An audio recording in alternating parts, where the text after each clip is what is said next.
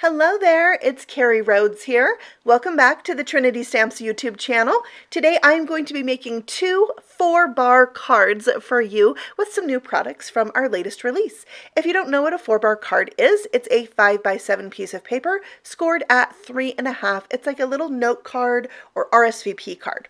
We have this brand new 4-bar card and envelope builder die set I'll be using today. I love that it has so many other dies with it, not just the envelope. And this is our original 4-bar card die set.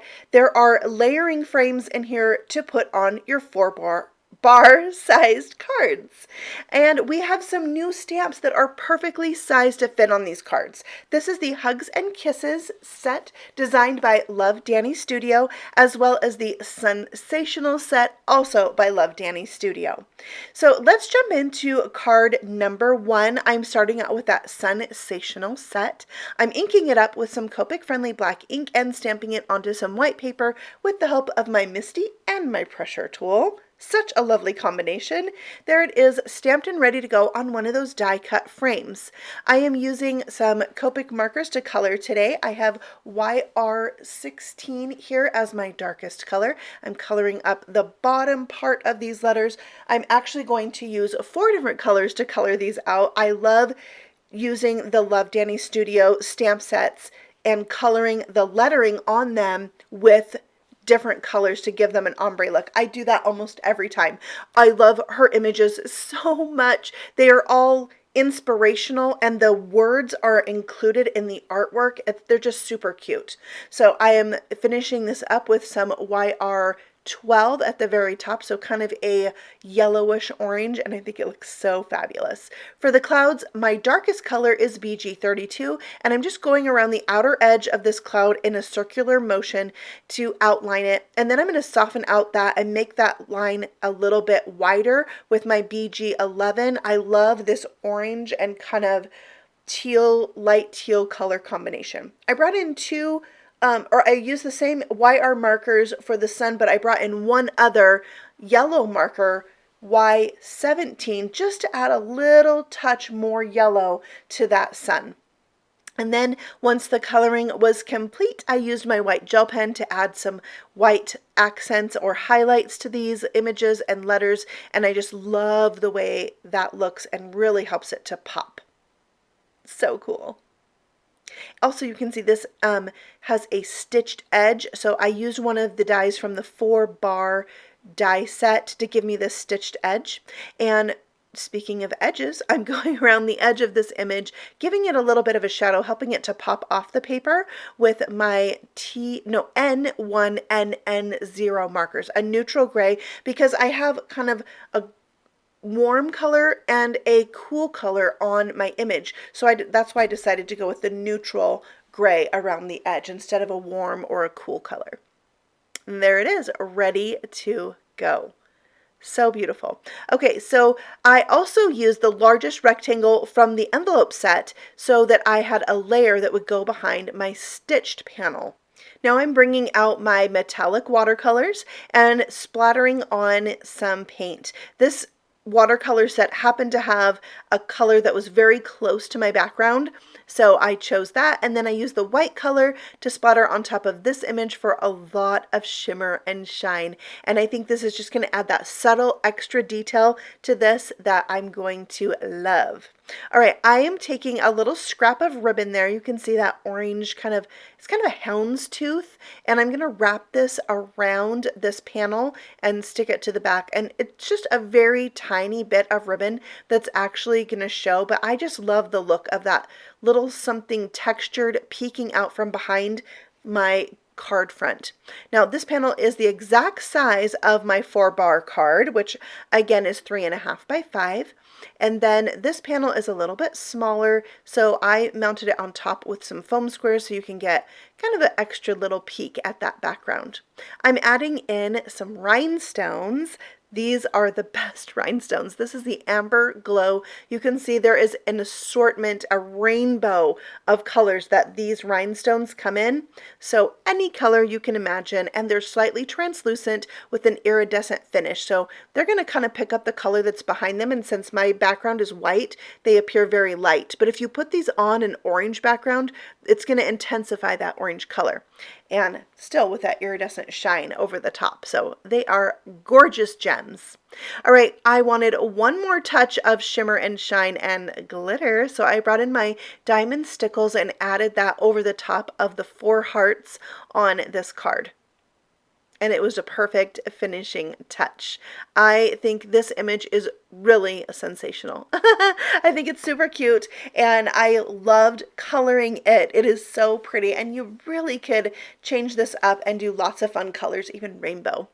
All right, let's move on to card number 2. I'm using that Hugs and Kisses stamp this time, and also from Love Dani Studio. Very simple, but I'm going to pair it up with her new paper collection. And I think this paper pad is so fun and so versatile. It has all the colors of the rainbow in stripes, and on the back side of the stripes are hearts, and there's a few other fun patterns in there that are already rainbow, some with hearts, some with suns. It's a great paper pad. So I'm going to take this Hugs die. You can cut these letters apart. I just kept them together so I could die cut them all at once, and I'm die cutting it from that striped paper.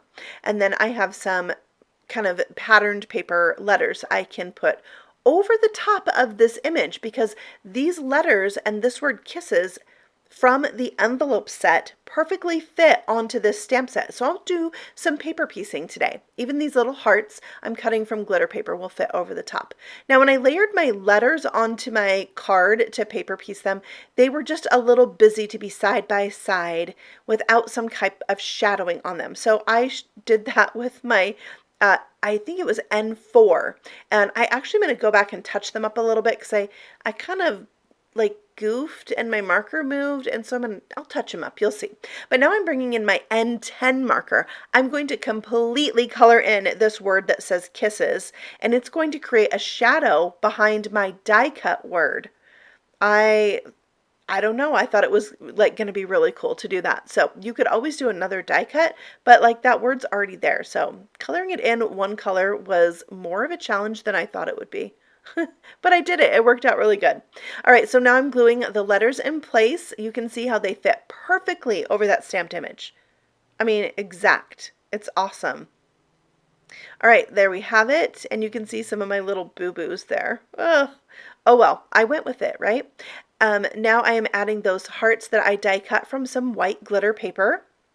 So we've got stripes and pattern paper, we've got glitter paper, and then we're going to have the cardstock kisses in red with a black shadow behind it.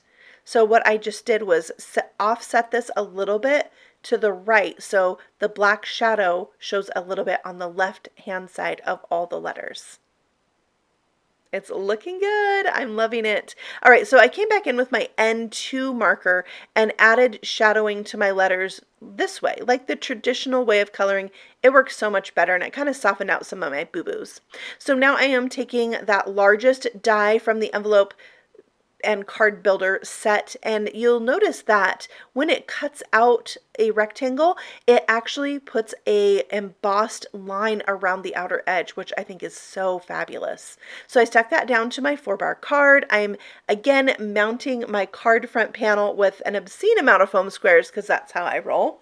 I like very sturdy cards. All right, so we're not done there. We need to add some shimmer, some shine, some embellishment.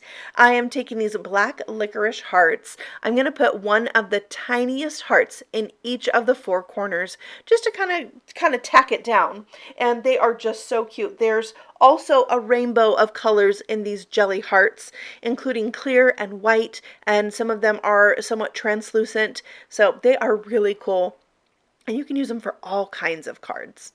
All right, now I am taking some glaze and I'm going to cover every single one of the letters in the word hug with this glaze. And it's really just going to help them be nice and shiny and look a little bit extra special.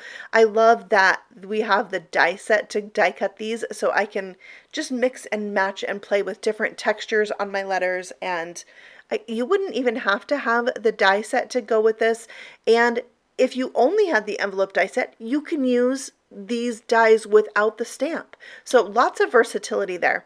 All right, now for the word kisses, I brought back my metallic watercolors, and I am going to paint over the top of that red cardstock with the red watercolor, and it's going to give it this nice metallic shine when you turn it in the light. So we've got all different kinds of texture and shine and glitter and dimension on the card. All right, now let's use that die set to create envelopes for these cards. So you're going to die cut one of this largest piece to create your envelope, and then there's a side flap, and you'll need two of these to create the envelope. So one's going to go on either side of that largest piece. So now I have these ready to go. I just want to fold down on the flaps and get those creased before I continue building my envelope.